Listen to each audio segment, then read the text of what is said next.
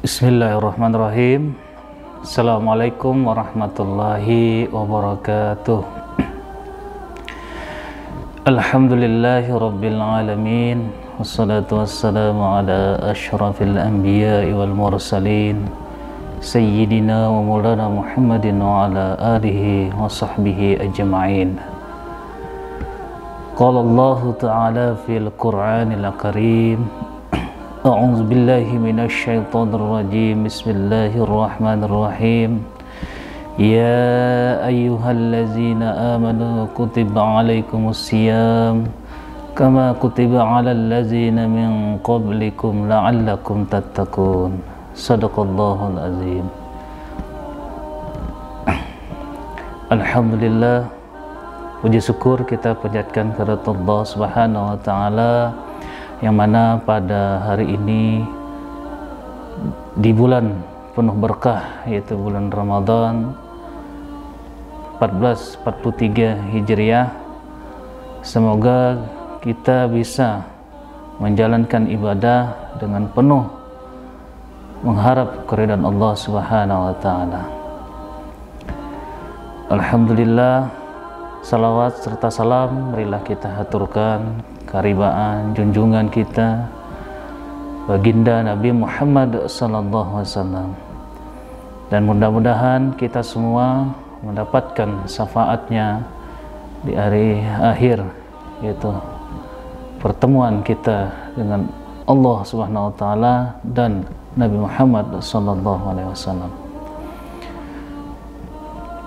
Pemirsa TV channel Matsawan dan siswa-siswi MTS N1 Pasir yang dirahmati Allah Subhanahu wa taala, kali ini kami mengajak untuk membahas tema tentang keutamaan dan tata cara itikaf bulan Ramadan.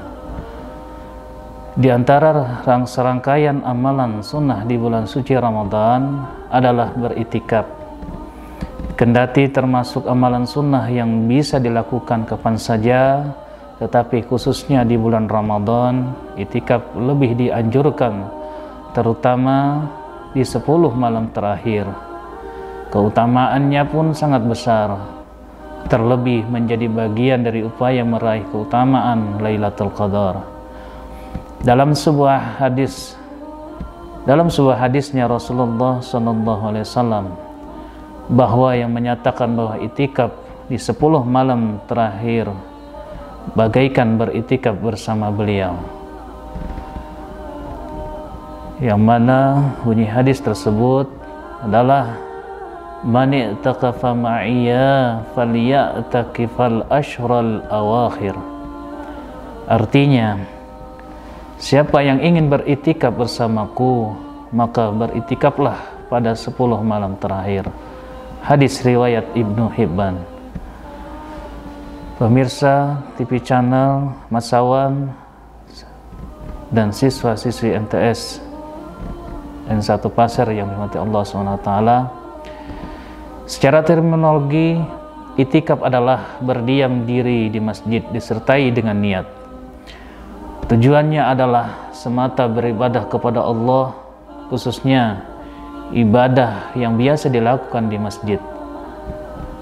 Demi meraih keutamaan yang lebih besar, seseorang tentu dapat memperbanyak ragam niatnya, seperti berniat mengunjungi dan menghormati masjid sebagai rumah Allah, berzikir dan mendekatkan diri kepadanya, mengharap rahmat dan ridhonya, bermuhasabah, mengingat hari akhir, mendengarkan nasihat dan ilmu-ilmu agama, bergaul dengan orang-orang yang soleh dan cinta kepadanya, memutus segala hal yang dapat melupakan akhirat dan sebagainya. Pemirsa TV channel Matsawan dan siswa-siswi MTS Pasir yang dirahmati Allah Subhanahu wa taala, itikaf dapat dilakukan setiap saat, termasuk pada waktu-waktu yang diharamkan sholat. Hukum asalnya adalah sunnah, tetapi bisa menjadi wajib apabila dinazarkan. Kemudian hukumnya bisa menjadi haram bila dilakukan oleh seorang istri atau hamba sahaya tanpa izin, dan menjadi makruh bila dilakukan oleh perempuan yang bertingkah dan mengundang fitnah meski disertai izin. Melakukannya pada 10 malam terakhir di bulan Ramadan lebih utama dibanding pada waktu-waktu yang lain, demi menggapai keutamaan Lailatul Qadar yang waktunya dirahasiakan Allah. Karena dirahasiakan itulah maka siapapun kita harus senantiasa mengisi malam-malam Ramadan dengan berbagai amaliyah, baik wajib maupun sunnah, dengan tujuan agar tidak terlewatkan. Pemirsa TV channel Matsawan dan siswa-siswi MTS N1 Pasir yang berbahagia, adapun rukun i'tikaf sendiri ada 4. Yang pertama adalah niat, yang kedua adalah berdiam diri di masjid sekurang-kurangnya selama tumakninah salat, yang ketiga di masjid, dan yang keempat orang yang beriktikaf. Kemudian syarat orang yang beriktikaf adalah beragama Islam, berakal sehat, dan bebas dari hadas besar. Artinya tidak sah iktikaf dilakukan oleh orang yang tidak memenuhi syarat tersebut. Saat berniat, seseorang yang beriktikaf harus menyebutkan status fardu iktikafnya apabila iktikaf tersebut dinazarkan, dan berdasarkan pendapat kuat seluruh iktikaf itu menjadi fardu, baik ditentukan lamanya maupun tidak. Pemirsa TV channel Matsawan dan siswa-siswi MTS N1 Pasir yang dirahmati Allah Subhanahu wa taala. Kemudian macam-macamnya ada 3. Pertama adalah iktikaf mutlak, yang kedua adalah iktikaf terikat waktu tanpa terus-menerus, yang ketiga iktikaf terikat waktu dan terus-menerus. Iktikaf mutlak, walaupun lama waktunya, cukuplah berniat sebagai berikut: nawaitu an a'tikafi hadzal masjidil ta'ala lillahi ta'ala. Artinya, aku berniat iktikaf di masjid ini karena Allah Ta'ala.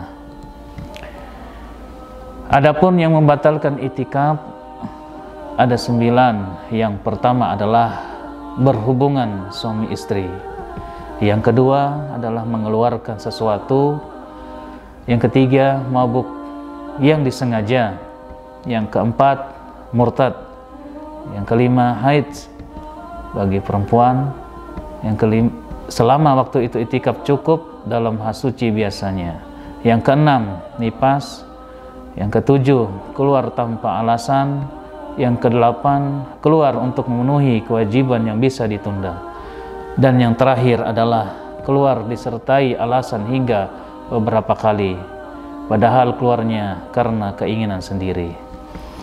Pemirsa TV channel Matsawan dan siswa-siswi MTS Pasir yang dirahmati Allah Subhanahu wa taala. Kapanpun di antara ke-9 perkara itu menimpa seseorang yang beriktikaf, maka batallah iktikafnya, dan batal pula kelangsungan dan kelanggengan iktikaf yang terikat dengan waktu yang berturut-turut, sehingga seseorang harus mengawalinya dari awal, meskipun iktikaf yang telah dilakukannya bernilai pahala selama yang membatalkannya bukan murtad.